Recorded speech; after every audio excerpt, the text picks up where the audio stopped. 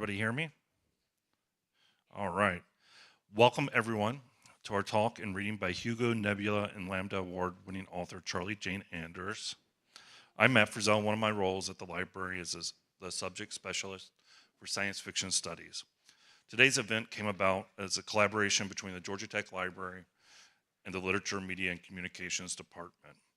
We both share a vested interest in science fiction studies. The science fiction collection of the Georgia Tech Library includes around 10,000 circulating novels and over 15,000 archival sci-fi, fantasy novels, anthologies, magazines, and fanzines. It also contains manuscripts from sci-fi authors and records documenting the fandom of sci-fi, fantasy, and comics. Today, with us, Charlie Jane Anders is an author, journalist, and commentator known for her work in science fiction and fantasy. Anders is the author of the Unstoppable trilogy, a young adult space opera, which has been optioned by Amazon. She created Escapade, a trans superhero for Marvel Comics, who wrote her into the long-running New Mutants comic. She is also the author of the short story collection, Even Greater Mistakes, and Never Say You Can't Survive, a book about how to use creative writing to get through the hard times and trauma. Her TED Talk, Go Ahead, Dream About the Future, has been viewed more than 3 million times. So welcome, Charlie Jane Anders.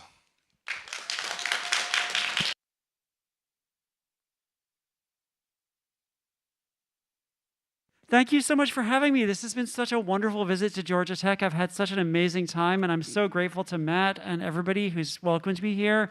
I'm so sad that Lisa couldn't be here now because she's been just such a wonderful host, and I hope she feels better soon.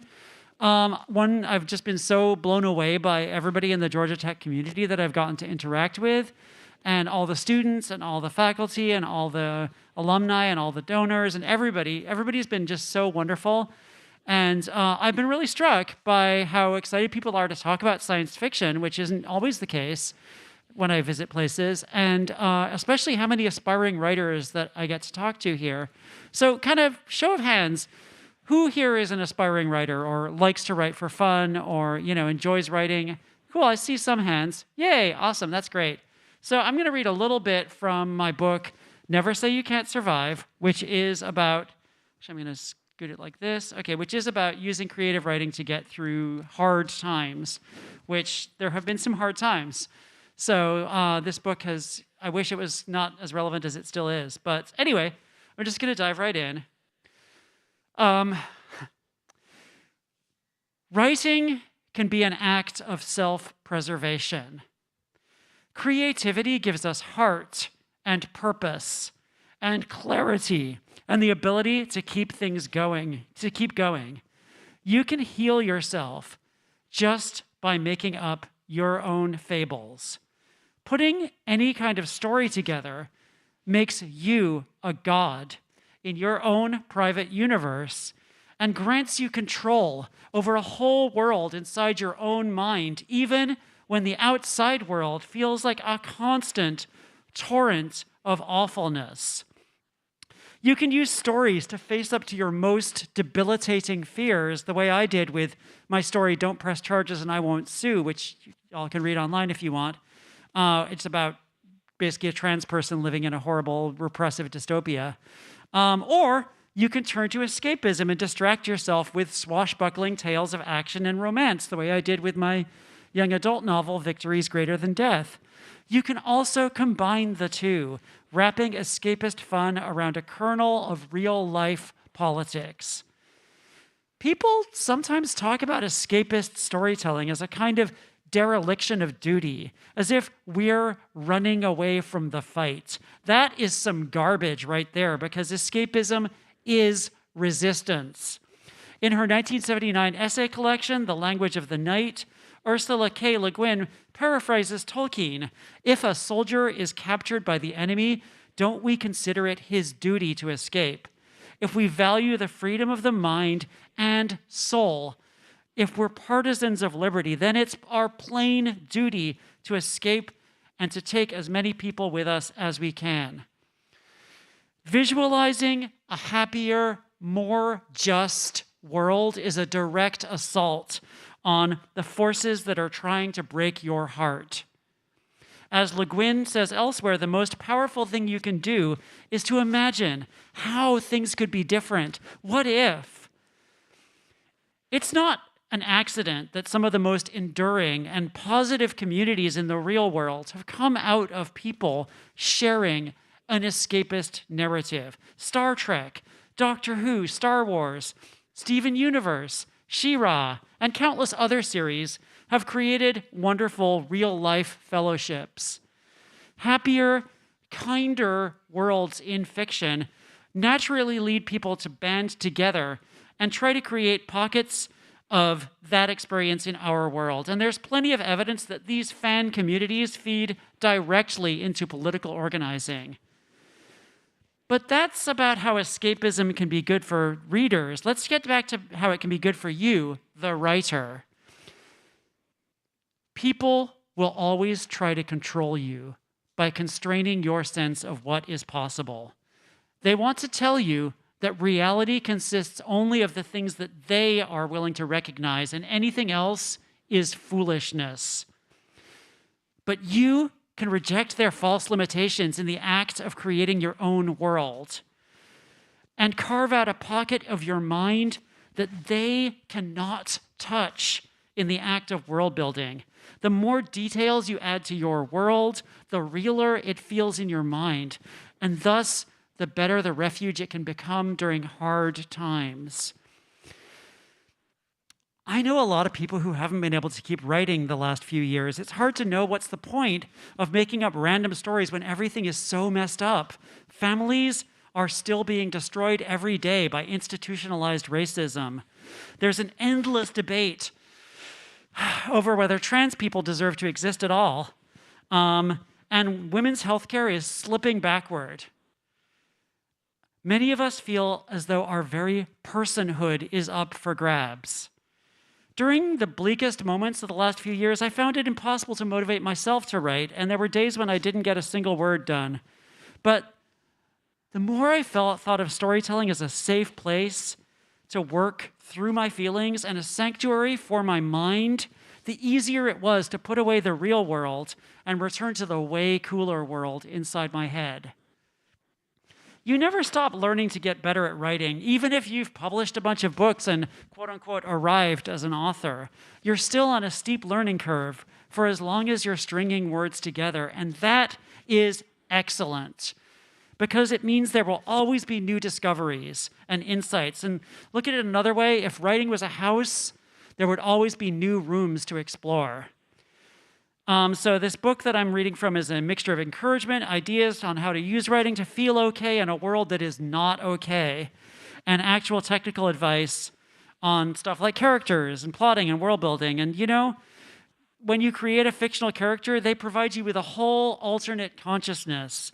You're making a whole other person or even an alternate self. Instead of living your own life, you can be immersed in someone else's. And you know, you have to reject imposter syndrome and accept that you're going to make mistakes. Mistakes are awesome, especially if they lead you in a surprising direction. And I said this a lot yesterday.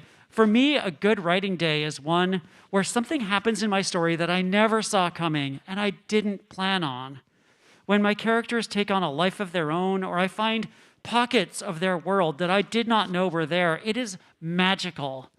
Even as I'm learning new things about how to tell a story, I love to feel like I'm also learning more about my characters and world as I go. And identifying the story that you want to tell can be ridiculously fun when it's not making you want to tear your hair out. The moment when you get excited about a premise and then start building out the world and the characters is magic. And you know, don't let anybody tell you that your feelings are not valid or that you're not dealing with them the right way. If you're depressed, don't try to force yourself out of it, and don't make yourself write something that you're not feeling up to. Whether you feel like writing light and fluffy escapist tales or dark and intense stories of suffering and angst, it's all good. Whatever you are able to write during a tough time is self-evidently the right thing for you to be writing. If you're angry, stay angry Anger is the best fuel for writing. It can lead to emotion, plot, comedy, and everything else. Channel that energy into stories. Use your anger to create something so beautiful, people will cry all over the page. And there's actually a whole essay in this book about how anger is this wonderful thing that you can channel in all these different directions. I'm a big fan of anger. And if you feel like writing erotica, write erotica. Make it dirty and obnoxious and queer and sweet and righteous, and build a fortress of horniness to protect you from this cold, ugly world. Dive into endless world building and create more and more elaborate systems and histories if that's what makes you feel excited. For me, I get the most joy from writing about relationships. The tiniest moments of personal connection can feel huge when you're writing them. I try to remember to luxuriate in the little moments, like when two characters haven't seen each other in a while and they're together again, and I get to write a quiet, emotional scene between the two of them. Okay, I'm going to scoot ahead. Oh, don't be afraid to be political in your writing, but don't feel any obligation to champion any particular ideal or point of view. Politics is bound to show up no matter what. And it's important to be mindful about the politics of your story, but you don't have to be political in the way that anyone else expects. You don't have to think of yourself as an activist, but anyone who imagines a different reality is helping everybody else to see our power to act and to make changes. Imagination is always a form of resistance to domination. And we've all been saved by other people's stories one time or another. There's a reason why politicians and organizers try to tell stories, to put a human face on their policies, to control the narrative. It's because our world is built out of stories. And there's the power of telling stories about people who have not gotten to be heroes of our stories in the past. If you're a member of a marginalized group, putting someone like yourself into a story can be incredibly powerful. As I found when I started writing stories about trans and queer characters. And the issue of representation in fiction is not just some academic debate about fairness. It is a question of survival. When the full diversity of people is represented in stories, it expands people's sense of possibility. It's incredible how direct a line there is from representation in fiction to empowerment in the real world. And celebrating cultures that have been historically suppressed or downgraded is a powerful, important act. Okay, I'm going to scoot forward a little bit. Sorry. There's a reason why so much of the most powerful writing from survivors of horrifying events contains surreal or unreal elements. People who have been through unthinkable ordeals often instinctively take refuge in weird, reality-warping scenarios, and you can make this work for you. Normality, am I allowed to curse? Okay, normality is bullshit. And surrealist weirdness is a direct assault on the bullshit fortress. So this is the thing I talked a lot about the other day in the classroom. Writing is a solitary act, but it's also a way to feel connected to the world in a different way than spending 10 hours a day on social media. And your stories can be, and you can get to be a part of a community of writers. You can be part of a community of writers, each reading each other's work and building on each other's ideas and supporting each other through all the frustrations and setbacks. And your stories, too, can be full of communities coming together and supporting each other, and occasionally being obnoxious as hell. Lately, whenever I talk about world building, I always focus on how a good fictional world has strong communities. And I'm honestly tired of stories where there's a protagonist and then there's just like a painted backdrop behind them. That's only there for them to react against. We are shaped by our communities, for good or for bad. And our communities define the worlds we belong to. Community is going to save us in real life, and in fiction, stories about communities coming together are going to be a lifesaver. You might set out just to write a story to save yourself, which is a noble and worthwhile goal. But in the process, you might just end up helping to save other people too. Your character's struggles can remind other people that no struggle is ever futile. And your found family of supporting characters can help readers to feel less alone. You can tell stories that span days or centuries, that travel vast distances or explore the secrets of a single location, and most of all, that contain startling discoveries and acts of generosity. You have the power to shape worlds, and the monsters are scared of you.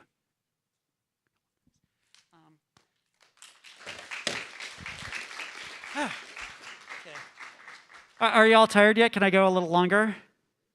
Okay, cool. So that was Never Say You Can't Survive, which is a book about creative writing.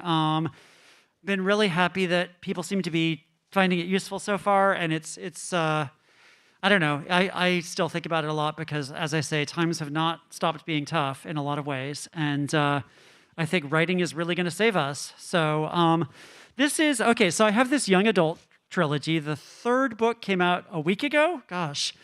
And the first book is called Victory is Greater Than Death. I'm not going to read from the trilogy. I am going to read from a short story I wrote, which is a prequel to the trilogy.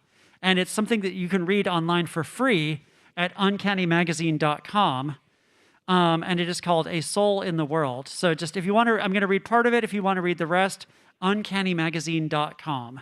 They're a wonderful magazine. All of their stuff is incredible. Okay. There's nothing quieter than the sound of dreams not coming true.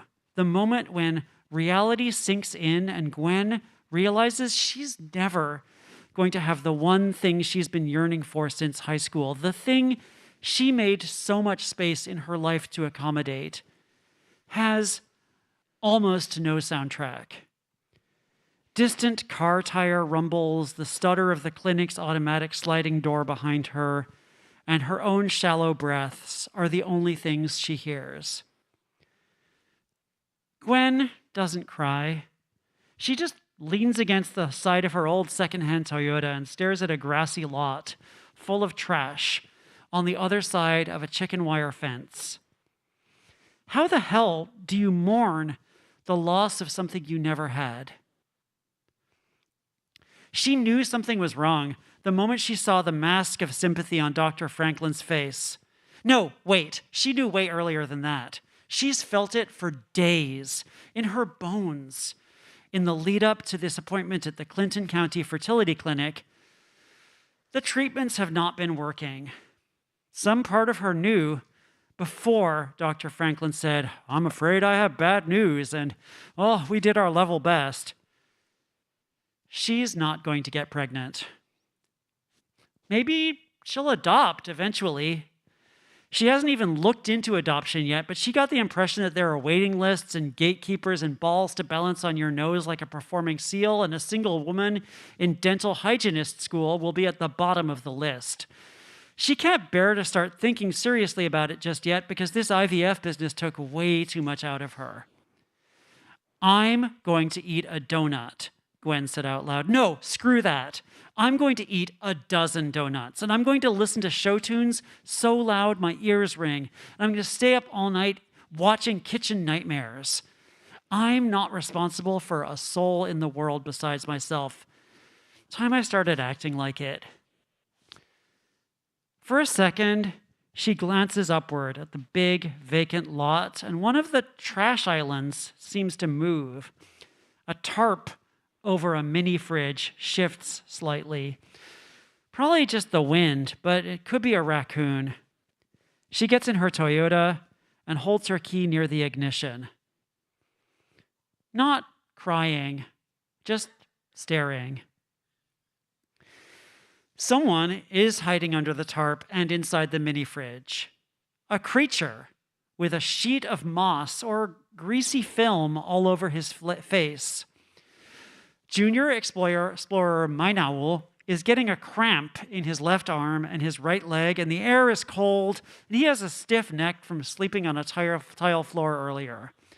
but he watches Gwen sitting hunched over inside her car, and he feels something inside him reach out to her.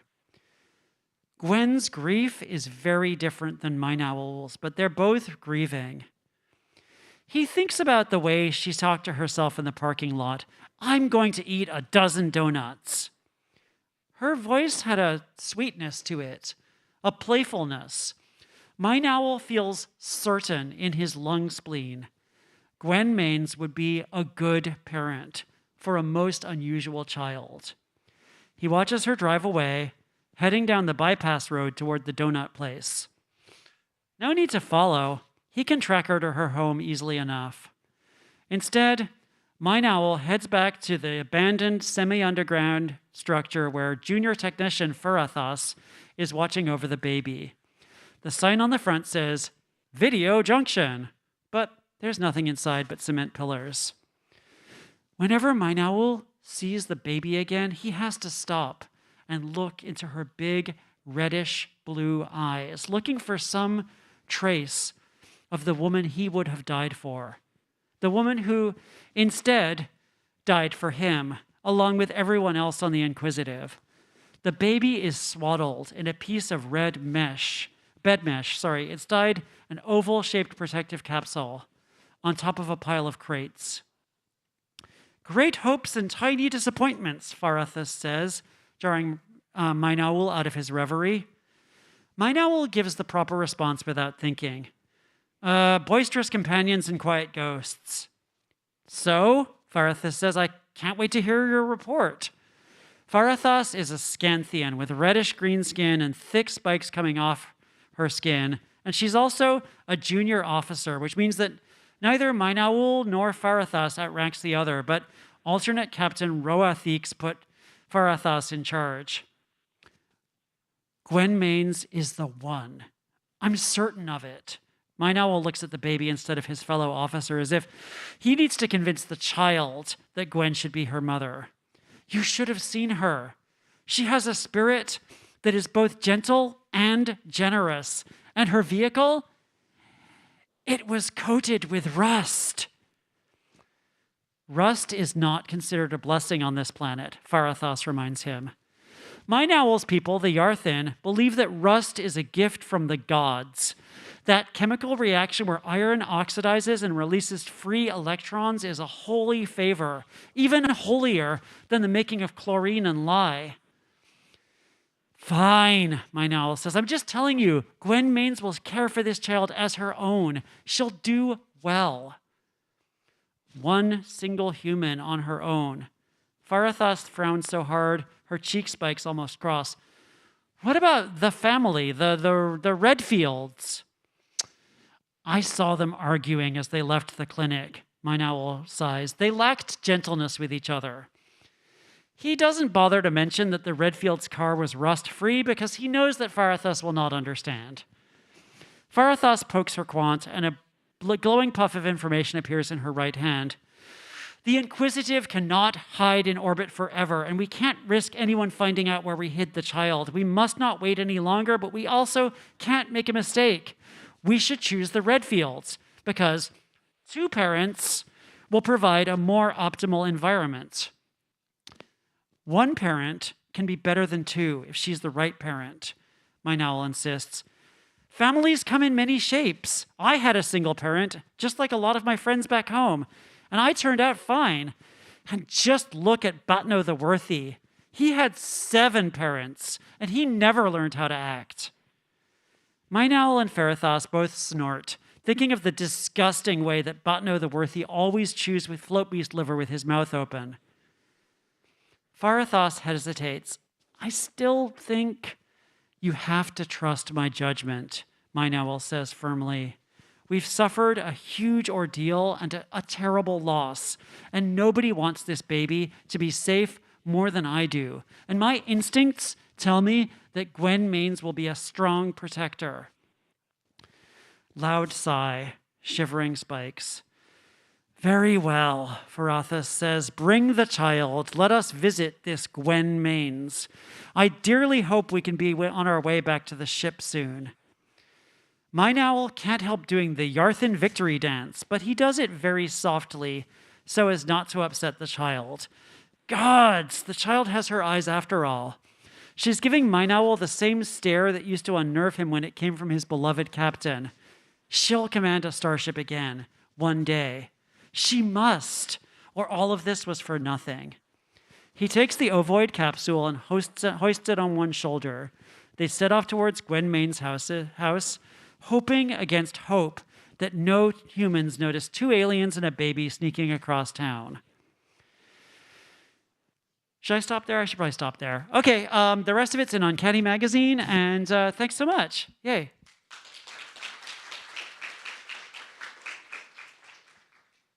So we got time for questions. Anybody? Or I can read more. I don't know. I don't care. Okay, in the back. I mean, I don't care. Whatever.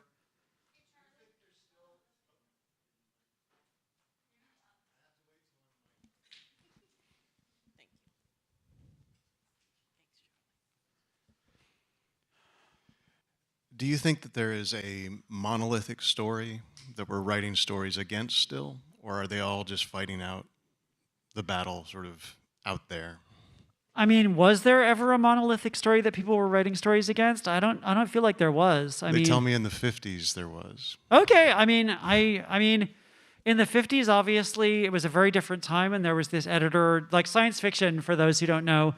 In the 50s, there was this editor named John W. Campbell, who was very important to science fiction, who shaped a lot of the works that we consider kind of seminal to science fiction. And he was a white supremacist and a there's an amazing book about him which really reveals what a strange guy he was, and in addition to being a white supremacist.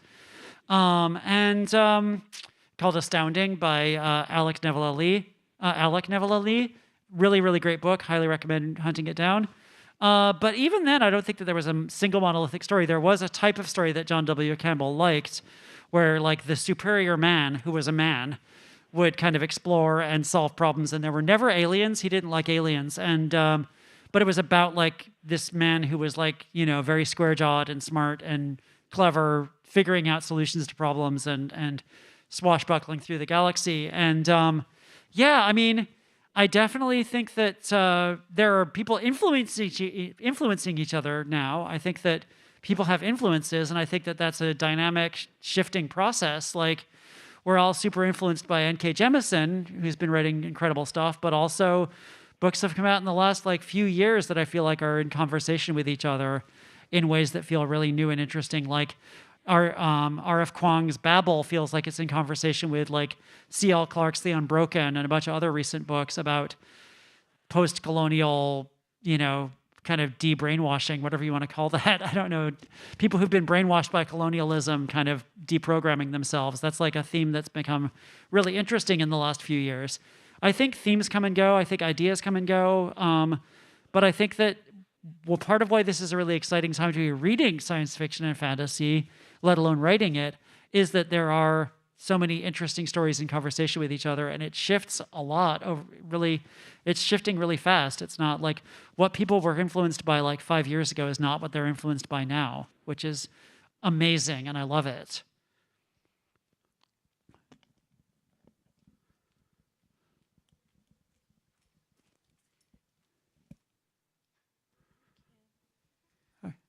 What drew you specifically to like science fiction as a genre, and were there any like particular difficulties in like making your name within the genre? Like, as a trans woman, do you still feel it to be like a hostile environment to people who aren't like white cis men, or like what's your experience been with that?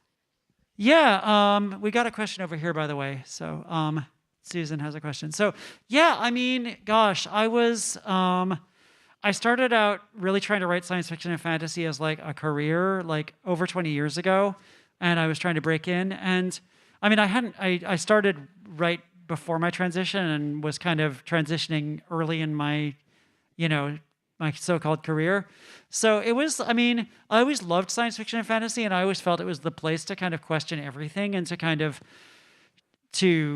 to kind of ask big questions, but also to kind of include viewpoints that hadn't been included elsewhere. But I mean, somebody took me aside in like 2004, 2005. This was a trans person. A trans person took me aside and said, you know, an openly trans woman will never succeed in science fiction and fantasy. And they were just like, this is the way it is. And I mean, Rachel Pollack was already out there, so I should have known that that was nonsense. But I took that in, and it weighed on my soul for like 10 years, God. And I really thought that was true. And, you know, I think that I think breaking into science fiction and fantasy as a writer is hard, no matter who you are. I think it's definitely, there are a lot of people who love writing science fiction and fantasy, and it's a very, there's this number of publishers, the number of major publishers keeps shrinking, and there's a bunch of other structural things that I can't get into in the time we have, but it's really hard to break in. It takes a long time. Also, I had to work and improve my craft, which is something that, you know, I did actually do. When I look at stuff I was writing even in 2010 or 2015 or whatever, I feel like I've been improving, so that's something. But at the same time, there were structural barriers, and some of them had to do with me being trans. Some of them were just, you know, the barriers that everybody faces. And part of what's frustrating, I think, is that you don't know which is which. Like, you never, like, nobody is going to tell you that that it's because of X rather than Y. And, like, you know, all your peers, including people who are cis white men, are also struggling to break in. So it's really frustrating because you don't know. But there were microaggressions for sure, especially when I was starting to kind of make my way into the field more seriously. I had some very intense microaggressions from people that I looked up to, which was really not great.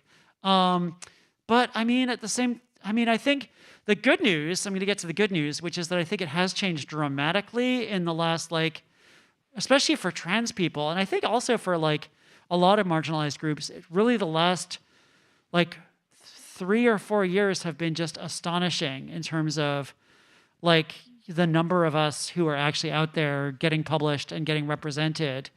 And I think identities and groups that were really, you know, kind of hard to find on the bookshelves in science fiction and fantasy are now much easier to find. And publishers are taking more, you know, they're kind of more open to publishing a lot of different viewpoints and a lot of different identities and a lot of different cultural experiences and, you know, a lot of gender identities. And that's been really wonderful to see. And especially, like, I think, you know, you get like Tor spun off this imprint called Tor.com that has been just, feels like they've made it their mission to publish a lot of people who've been passed over, but there's also other publishers that have kind of sprung up that are doing a wonderful job. Where I see a problem now is that people get published, but that's only part of the journey. And it's after you get published, do you get supported? Do people know about your book? Is your book promoted? Is it talked about? Is it, you know, on award lists? Is it, you know, is it being discussed? And that's where I see a lot of marginalized creators, like they get to the step of being published. But the thing that worries me now is that I see a lot of books from marginalized creators coming out and then just not being celebrated as they should be. And I can think of a bunch of books that I'm really upset about how little attention they got in the last few years, which is one reason I'm really glad to be doing book reviews again, because I can do my small part to try to redress that. But I feel like, you know, that's the stumbling block now. And that's where we're now seeing a real problem, I think. And so the good news about that is that readers and book lovers and anybody who is interested in science fiction and fantasy can actually do a lot to redress that balance. And because that's the part where, like, we just need readers to find these books and shout about them and keep an eye out for books by marginalized creators of all sorts, and you know, just make a lot of noise about them and post TikToks or go on Tumblr or, you know, wherever, and you know, and write fanfic on AO3 about it, and just all the places that people find books. And I think that's what really needs to happen more now. And I feel like there's some books that I'm just really upset that they didn't get more love that have come out in the last few years. So short answer, publishing has actually been making real strides towards inclusion, but then things often just slip through the cracks once they're published.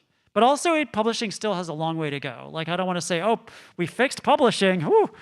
And I think publishing also, as there's more consolidation, as there's more, corp capitalist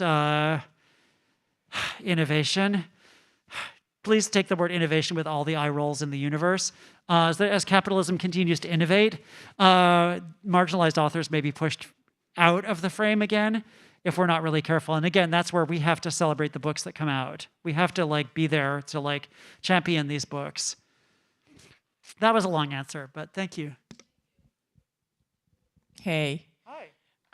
So first, I really enjoyed celebrating your books this this time that you visited Georgia Tech. So it was super fun, and I experienced you as a very, I think, beneficial presence in a way because you're encouraging, and I appreciate that time. And I know this came from this lineage that you had with the teacher as well, encouraging you, right? And it's so funny, but you taught me a lesson yesterday when I was talking with you, because you said, I went to this book thing and was talking to some students, and this one student just railed on me, right? Oh, yeah, that's right. Yeah. And it was so funny because, I'm a nice Southern lady, so I'm going to, be polite, whatever. I try to work against that. And so there's this one thing of your new book that I was critical about, but I wasn't going to tell you. Uh-oh. Isn't that funny? And so it's, I want to know how do you receive, given all that you have to, it's a minor thing, by the way, and it's personal, it's the voice of the narrator for the first victories. Okay. Yeah, it's just funny. But how do you receive when people, come at you with criticism, because it's such an effort to actually, produce these beautiful works, and do you invite it even? And is it hard to suss that out from other kinds of, as you said, microaggressions? I'm curious. I mean, that's a really tough question. I talk a lot in Never Say You Can't Survive about, getting feedback and dealing with feedback. I think I talk enough about that in that book. It's a really important topic. I should probably write about it some more, actually. But yeah, it's hard. I mean, I feel like it's very easy to be discouraged by negative feedback and harsh criticism, and I've seen it happen, and I think that's really terrible. I think that, for me, when I was starting out, harsh criticism might have just made me want to quit, or might have really discouraged me. And even now, it really depends on what kind of frame of mind I'm in, and how robust my kind of psychological walls are, or whatever, how strong my defenses are, how much I'm able to hear harsh criticism of my work. The story I told you yesterday was a really specific situation where Okay, so I was visiting a college campus in California and talked to an English class, and basically all the students were looking at their phones and kind of, probably playing games on their phones or whatever, and nobody was paying it. Everybody was just kind of bored and didn't seem to want me there, except this one student who was kind of the bad kid in the class, who was kind of a punk rock, seemed very punk rock. She had kind of torn everything and lots of makeup and tattoos and everything, and she was kind of I could kind of tell that was her role in this class. And she just started going after me with a lot of I don't like this about your book. Why did you do this? And but she had very valid criticisms that I had thought a lot about, that I had actually, I'd been yeah, that's, and my partner and I had talked about I'm making these choices that, why am I making these choices? And so I had good answers for her, I thought. And it was actually, and afterwards the professor was I'm so sorry about so-and-so. She's really obnoxious. She's always really difficult. And I was no, are you kidding? She was the best, because she actually wanted to talk to me about my book. And she had thought about my book a lot. And she had valid points to make about my book. And everybody else was just checked out. So I thank God for her. Otherwise, that would have been the most boring class ever. You kind of hinted that this professor should appreciate that student more, because she was just obviously just wanted to be engaged with. And I don't know.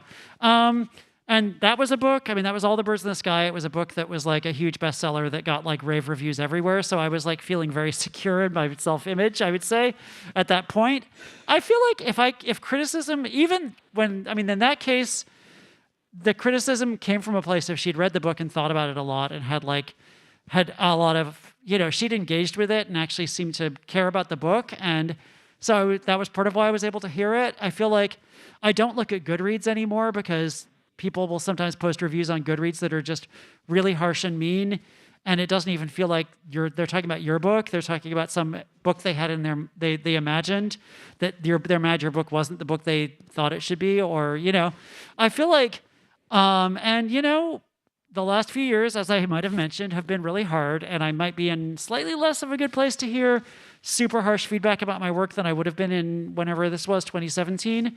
So take that with like, there's a little bit of that to it, but or might even be in 2016 now that I think about it, because that's when that book had just come out. I feel like, in general, as someone who gives feedback sometimes and does creative writing instruction, I try to be super positive. I try to find the good in people's work and foreground that, because it's hard to hear harsh criticism, especially if it's not kind of cushioned by positive feedback. And I try to kind of approach it from a place of, here's what I feel you're trying to do in this story. Like, here's the clues I picked up on that tell me that this is maybe going on in this story. And I'm very meticulous about being like, I saw this, I saw this, I saw this. This character says this at one point. I feel like there's a theme here.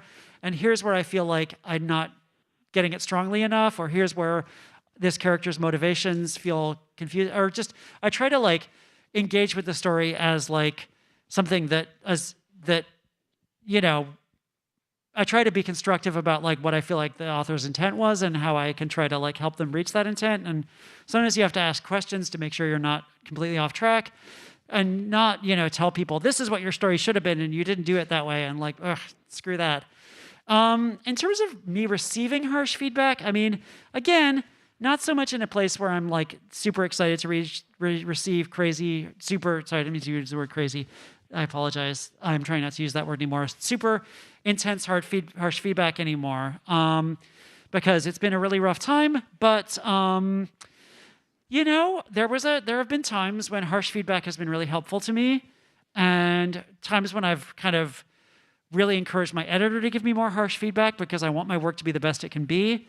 Like, I want to keep improving as a writer, and as you get more established as a writer, it's sometimes harder to get people to give you like really intense criticism of your work. And so there was a moment back in, I want to say like 2012-ish, when I was reading Goodreads and one of my short stories had been put up on Goodreads, and somebody was like, here's Anders again, going for the cute joke instead of really getting into the character's emotional state, or something like that. It was something that was like cutting because it was absolutely true.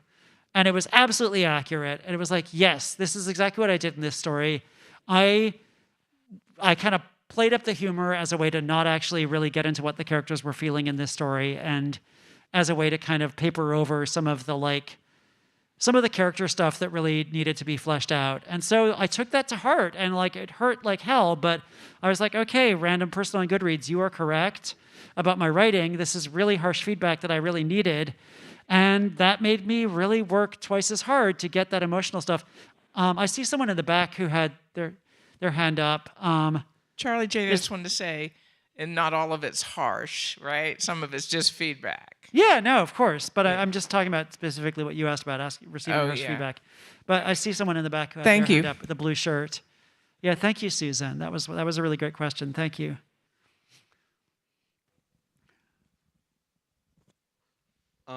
You mentioned earlier that there were several books by marginalized creators that you had seen that you'd really enjoyed, and that you felt had sort of been swept under the rug because they didn't get the press they deserved. Could you give some examples of those?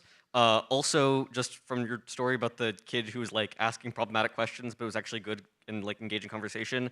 Thank you for that, because as the kind of kid who sometimes asks problematic questions, not to be rude or arguing in bad faith, but just to sort of genuinely engage in with the medium.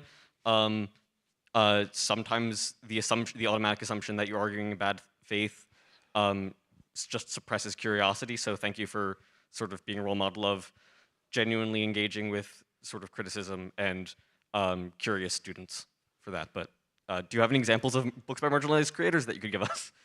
Yeah, I mean, actually, for the Washington Post, I wrote like a thing of like the best books of 2022. And, you know, some of those books are some of the ones I would mention, actually, that I'm really, and I hope that putting that list in the Washington Post, and best of the year lists sometimes get more attention. I hope that that gave those books a little more play, because I was just shocked and disappointed by how little attention. Like, okay, I'm just off the top of my head, and I'm going to forget some amazing ones, but like The Women Could Fly by Megan Giddings is this book about a world. It's a world where kind of people know that witchcraft is real. They kind of know that witchcraft is real, and there are all these laws against witchcraft, which map very much onto a lot of our other laws that we have in the real world, controlling women's bodies. And the main character is a black woman or a mixed race woman who these laws affect more strongly or more harshly than they do the white women she knows, because that is how these things work. And it's a book about, and it's just such a well-written, gorgeous, beautiful book. And it was my favorite book last year, and I have been really disappointed not see it on awards shortlists so far. I have been really disappointed to see that other people I know aren't screaming about it, because it's so incredible. The Women Could Fly by Megan Giddings. The Story of 100 Promises by Neil Cochran is a kind of beautiful trans fairy tale about a trans man who is a sailor, who a wizard gave him the perfect body that he always wanted. And then years later, his father is dying, and he goes to find the wizard again. And the wizard turns out to be this really controversial figure who, there's like one set of stories about how this wizard is this benevolent, wonderful person. And then there's this other set of stories about how the wizard uses air pronouns, how A is like a monster and like destroyed people. And they both kind of end up being true. Both sets of, like, wizard is a benevolent, wonderful person who kind of went off the rails at one point. And it becomes like a beautiful romance. It's just such an incredible book. And it came out on a small press, but I was still like, this book, you should all read it. Oh my God, it's so incredible. And I'm still sad that I don't feel like that book has gotten the attention it deserves, other than me putting it in the best books of the year in the Washington Post. You know, last year, there were a bunch of books by trans creators that I just like, specifically trans creators I want to shout out, like, you know, all the Hometowns You Can't Stay Away From, which is a story collection by Izzy Wasserstein. There's there's Wrath Goddess Sing by Maya Dean, which is a retelling of the Iliad, where Achilles is a trans woman. And it's super weird and just super, it's a wonderful, weird book. A book that just came out, which I feel should be getting way more love than it currently is The Mimicking of Known Successes by Malka Older, who is she's a Latina author. It's about basically a murder mystery on Jupiter in the future. It feels like a lost Dorothy Sayers novel, but set on Jupiter. It's amazing, and I just think everybody should be reading that book. I don't know, there's so many others. Like, there's so many great books that I'm just like, why isn't everybody talking about these books? A book that hasn't come out yet, so this is a chance for y'all to jump on it. But I kind of already know what my favorite book of 2023 is going to be, unless something else knocks my socks off. My favorite book so far of 2023, which I think comes out in early May, is called, To Shape a Dragon's Breath by Monaquil Blackgoose. I was raving about it the other night. It's the best book I've read in forever. And I'm worried that it's going to not get the attention it deserves. So this is a chance for everybody to just preemptively get out there. It's about an Indigenous woman. It's written by an Indigenous woman. It's about an Indigenous woman. It's in kind of a secondary world, kind of an alternate version of our world, where like a version of North America has been colonized by a group called the Anglish, who are basically the English, but they're kind of more Norse, and they worship Norse gods instead of Christianity, which is super fun. But the main character is an Indigenous girl who hatches a dragon's egg, and there used to be dragons among her people. There haven't been for 100 years. And she hatches a dragon's egg, and the dragon bonds with her. But then, under the law of the English, the colonizers, she has to learn to master her dragon or control her dragon, or they'll put her dragon to death. So she has to go to Dragon Academy, basically, which is all English people, except for one other indigenous person who's been very kind of assimilated. And she has to learn how to control a dragon, but they also want to assimilate her into their culture, and she resists that. And there's all these, it's like really intense because like her dragon, her beautiful baby dragon is going to be put to death if she doesn't like learn all the things they want her to learn, but also if she doesn't act like a good English girl or like, assimilate into their culture. And she still resists, and she becomes like, she figures out like how to learn dragon mastering her own way instead of doing it the way that they think she should do it. And like, oh my God, that book is incredible. It's just the world building is so rich and so deep, and I'm just in awe of everything that Monica Will Black-Luce did in that book. Never met her, but I hope I get to meet her someday, so I can tell her how much I loved that book. But so that comes out in May. Please tell everybody about it, because that's an example of a book that I think I'm worried will not be celebrated as it should be. So that was a long answer. Sorry. Thank you. Hi. I see someone with a beard in the middle.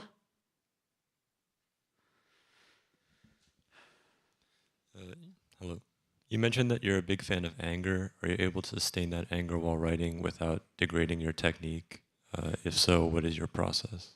Yeah, I am a huge fan of anger. I wrote a whole essay about anger, which is in that book, Never Say You Can't Survive. And I mean, sustaining my anger is not a problem. Sustaining my anger is not a thing that I struggle with because, gestures at the state of the world. There's always new ways to refuel my anger. I mean, I feel like I don't think about anger as something that would degrade my technique, because anger is at the core of my technique. Anger is something that I've yearned to use in my technique. And I feel like, I feel like the premise of your question is that anger is something that is kind of like uncontrollable, or that just like is kind of by its nature unorganized, or kind of, comes out raw and unfiltered. And I feel like part of writing is that nothing comes out raw and unfiltered. Things get filtered through the story that you're telling and through the characters that you're writing. And part of what I talk about in the book is that you can turn anger into tenderness. You can turn anger into joy. You can turn anger into, like, anger is often about wanting to protect the people you love. And so you kind of focus on that, and then you get to love. And anger can be really funny. Like, I find that when I'm really angry, I get funnier. And so anger is great for writing comedy. And I feel like anger is just like, it's not like I just write like rah on the page. I feel like, the stuff that is often seems the most kind of chill and calm and, sweet and friendly in my writing was when I was the angriest when I wrote it. Because I think it's just, it's like I said, the technique is whatever you're feeling, whatever you're doing in your head, the technique is the thing that kind of turns it into a story. And if you're honoring the story you're telling, and like not, and letting the characters kind of move you through their world, then what you're feeling is going to be kind of subsumed in what the characters are feeling. And I actually think angry characters make for interesting stories too. I think that, characters who are angry are often more interesting to read than characters who are chill and good-natured about everything. Although I do love a chill, good-natured character sometimes. So I feel like it's just I think anger can turn into all these other emotions. I call it like the primary color of emotion. It's the easiest thing to access most of the time, and it can turn into joy and tenderness and everything else. And B, I think, any emotion can be filtered through technique and turned into character and story and stuff. That was a wonderful question. Thank you. So when I write, I often find myself like writing without an aim or like style. When you first started out writing, like, did you have any like styles or like authors that inspired you that you wanted to like capture in your writing style? Yeah, for sure. And there's someone right here with long hair who had, sorry, I don't mean to point, but there's someone right here who had their hand up. And then I think we're probably done with questions. So yeah, I mean, I have a million influences like Le Guin, Vonnegut, Douglas Adams. At this point, I'm heavily influenced by N.K. Jemisin, Octavia Butler, Nalo Hopkinson, Rachel Pollack. I've been thinking about a lot lately because she passed away last week. But her work influenced me a lot. So many others, like so many influences.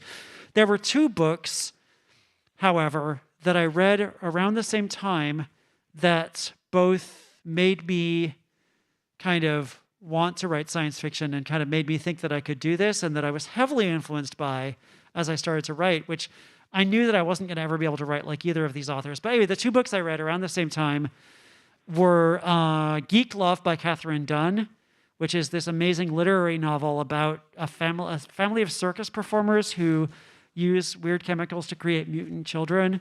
And then one of them becomes a cult leader. It's like really, really, really weird.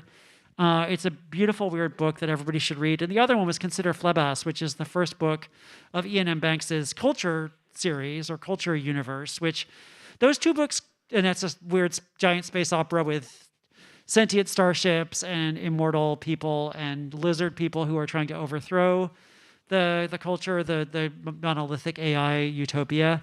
And those 2 books couldn't have been more different from each other, but they both felt just wild and incredible and like I couldn't believe anybody had written this. And they both were science fiction. They were both science fiction books that were just felt like this is what the genre is capable of.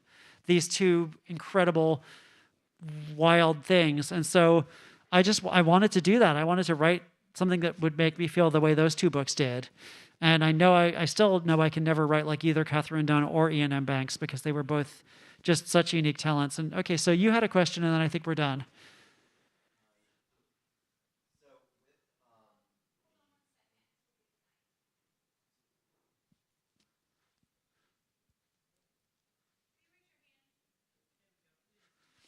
Sorry, thank you. Thank you so much.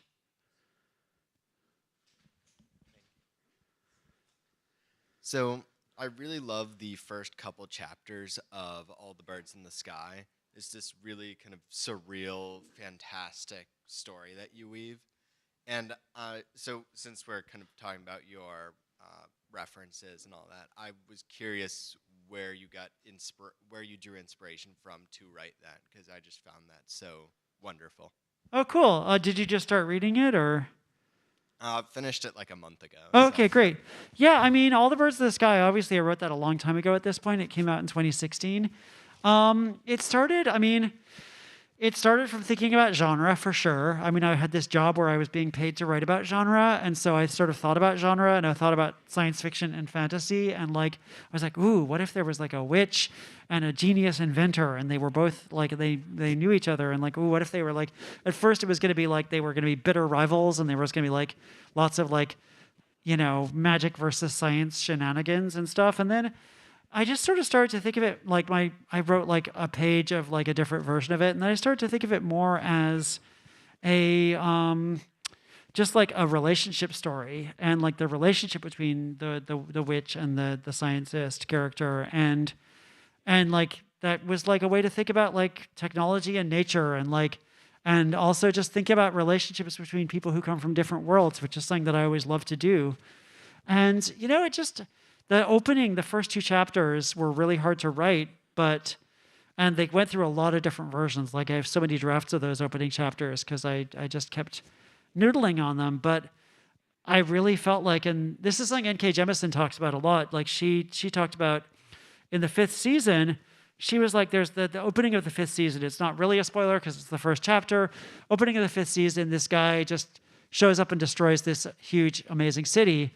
And Nora and K. Jemisin was like, I wanted to have him destroy the city on page 1 because I wanted people to like see something like, whoa, what this is, wow. And she was like, I could only get it to happen on page 2 because we had to like have some build up before that happened. And she talked about how hard she tried to get that to be on the first page of the book. And I do believe, and I still believe this, that you have to really pull people in right away. And my new adult novel, which I'm putting the finishing touches on, I'm really passionate about that. I'm probably going to rework the opening 10 more times. But yeah, I mean, I feel like I wanted to put both Lawrence and Patricia into situations right away where we are rooting for them and where we are like, they're in a situation that you're like, I want to know more about this character, but also I want this character to get the thing they want. And so Patricia finds a wounded baby bird and decides to try to get it back to its nest. And the baby bird talks to her and is like, you know, you can hear me. Oh God, please help me. You know, and then it's like she can actually understand what the bird is saying. And then she talks to all these other birds and it just gets, it's very like fairy tale in some ways, but it's all by design, but it's also just like a situation where you're on her side right away because you want to save the little baby bird and you don't want her evil sister to get it. And because her sister will just torture the baby bird, which is terrible. And so, yeah, I mean, I feel like I always want to have the characters, like whenever I can, want to put the characters in an interesting situation right now where you are kind of pulling for them. And that's something I always think about. Thank you so much. I hope the rest of it lived up to those first 2 chapters. So I'm Allison Reynolds. I'm the archivist for Science Fiction Special Collections. I'm just going to close out the event by giving a huge, huge thank you to Charlie Jane Anders. That was amazing reading, amazing conversations. I enjoyed it so much. Thank you. And thank you to the audience. Great crowd, great questions. There's plenty of refreshments left, I think, on your way out, so please grab some as you go. And I hope you'll join us for future library public programming events.